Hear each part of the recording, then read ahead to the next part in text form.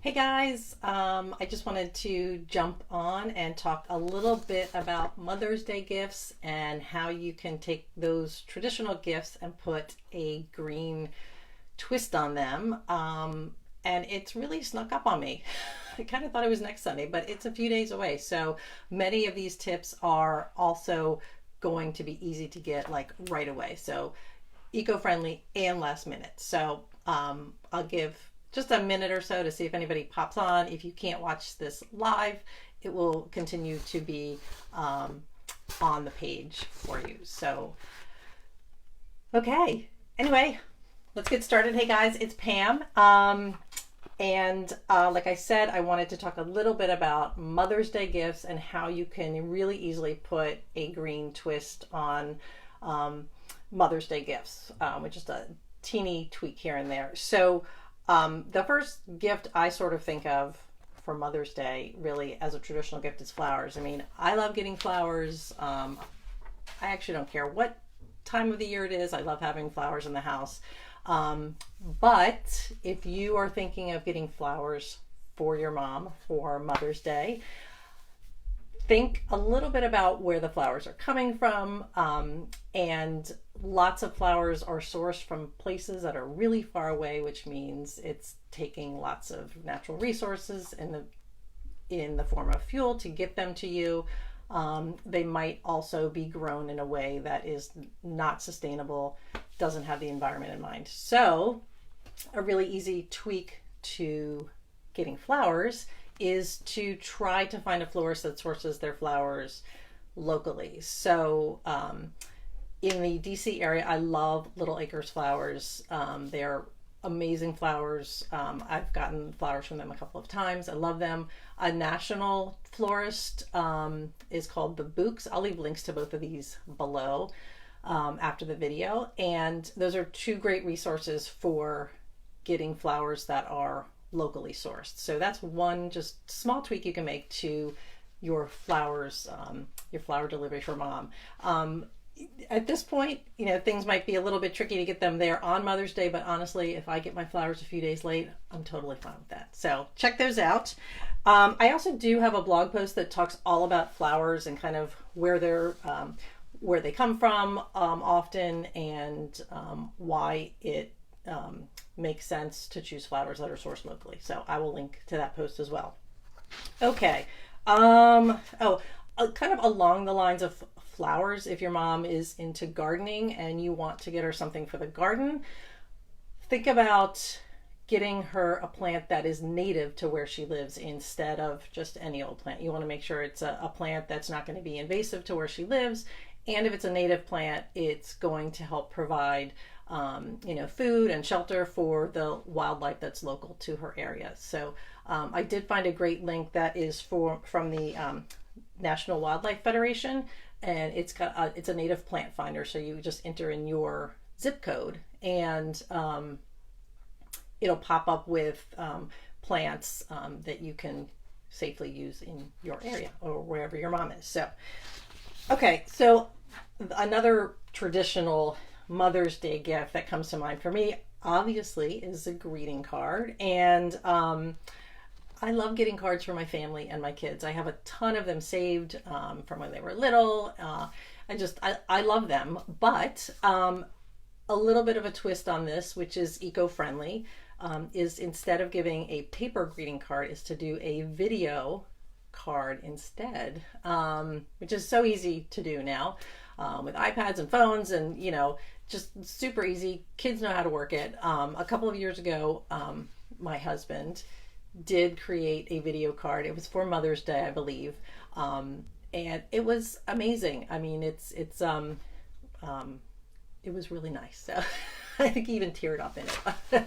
Not that you have to do that, but anyway, doing a video card instead of a paper card obviously reduces waste because there's no paper afterwards. You can definitely save it still, like you can with a regular card, but it's also, especially right now, super fast, easy. You can send it anywhere, and you don't have to go out to the store to purchase a card or the mailbox or anything like that. So a video card instead of a paper greeting card is another one of those traditional gifts that you can easily, put a green twist on, and it's a little bit more eco-friendly. So, okay, so there's lots of other gifts, obviously, that you can give your mom that may not be sort of traditional, but here are a couple of sort of rules of thumb that I like to follow when getting, actually any gift, whether it's for Mother's Day or any other occasion during the year. And I do have a blog post that talks all about how to turn any gift into an eco-friendly gift. So I'll link to that as well, because I think it's just sort of, there's some good rules to sort of keep in the back of your mind as you look for gifts for people. And it doesn't mean you have to change what you're going to give to somebody. It just means that you can think about that gift in a little bit of a different way. And if there's a version of it that's maybe a little more eco-friendly than what you had originally thought of, that's great. I'm all about making small changes and tweaks here and there to the way I normally do things that are greener, instead of kind of redoing everything and kind of, saying, well, I can't do what I really want to do, so I have to do it this way to be greener. I like to think of it as, I want to do kind of what I want to do, but I'm going to find a way to do it a little bit greener and in a way that's healthier for the planet. So anyway, so here's a few other rules of thumb to kind of keep in mind. So I like to think about what the product's made of, is the material that's used to make it sourced in an eco-friendly way. So that kind of goes back to like the flowers. Are they grown in a sustainable way? So for example, like say your mom likes to meditate. Maybe, you want to buy her a meditation cushion, but go with something that's made from organic cotton, because that means the cotton used to make it was grown in a sustainable way. Now I know that's way backtracking, that's a lot of steps back in the process before you get to that product. But in my mind, you can go back a little bit to try to get to a little more of an eco-friendly twist. So that's one example. Consider what it's made of. I am looking at notes so I don't forget anything. Also think about how it will be disposed of after, the gift is used. So after mom uses her gift, can she donate it to someone after she's done using it? Can it be reused in some way? Or will it last a really, really long time? And so she's going to be able to hang on to that gift for a really long time. So one example that came to mind for me, so if, your mom is into living healthy or exercising and staying hydrated and, really wants to carry that water bottle around with her, instead of getting her a plastic reusable water bottle, it's reusable, so that's good. But a step further is go with a stainless steel reusable water bottle, because that is going to last a much longer time and it doesn't use any plastic. I'm really trying to do more to stay away from things that are made from plastic. And so you do have options. You can go with the stainless steel water bottle. Like I talked about with the flowers, consider if the item is able to be purchased locally. It's a small step, it's a small thing, but it's keeping the distance things have to travel to get to you down, which reduces fuel costs. So think about that. It's a little more difficult right now, but local farmers markets, local shops, things like that, instead of ordering something that may come from far, far away. I know that's not always possible. Believe me, I order a lot from Amazon and it's coming from all over the place. But just keep that in mind as you shop for Mother's Day and for other gifts throughout the year.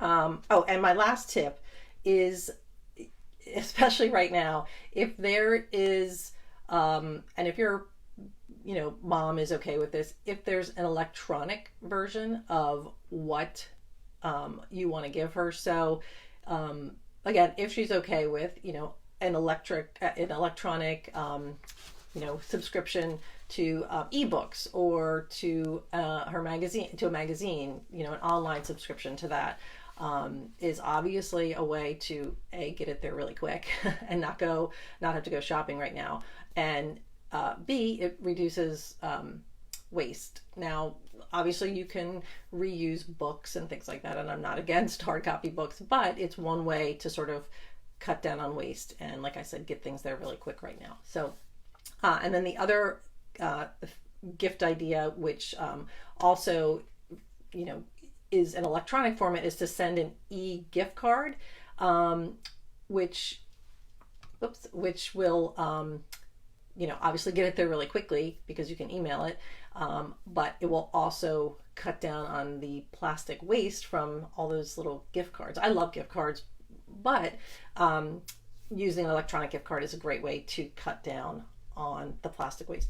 You can actually recycle plastic gift cards. I have over the years collected a bunch and then sent in an envelope of them. I'll leave the link to where you can send those to be recycled. So if you do have them, you don't have to dump them in the trash. You can kind of save them up, and then you do have to pay to mail them to be recycled. So anyway, so those are some really quick tips to help you start or to help you think about how you can put a little bit of a green twist on your Mother's Day gifts this year, because they're last minute at this point, I guess.